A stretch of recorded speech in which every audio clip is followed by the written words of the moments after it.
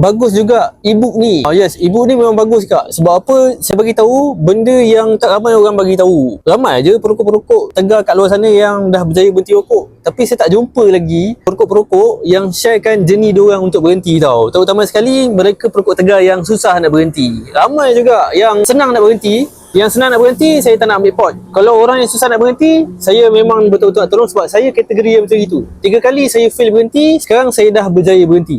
Kebanyakan orang fail memang disebabkan withdrawal symptom. Jadi siapa yang isteri-isteri kat sini yang mungkin ada suami yang on the way nak berhenti rokok tapi fail, gagal, tak tahu nak buat macam mana, saya dah tunjuk dekat dalam e-book ni. E-book ni A to Z saya bagi tahu dan saya siapkan 12 video sekali.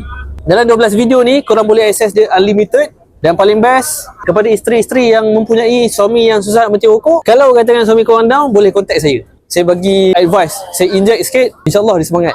So, kepada korang yang ada suami yang on the way nak berhenti rokok, saya bagi kupon tau. So, tekan link bawah ni, ataupun kau pergi dekat bio saya je.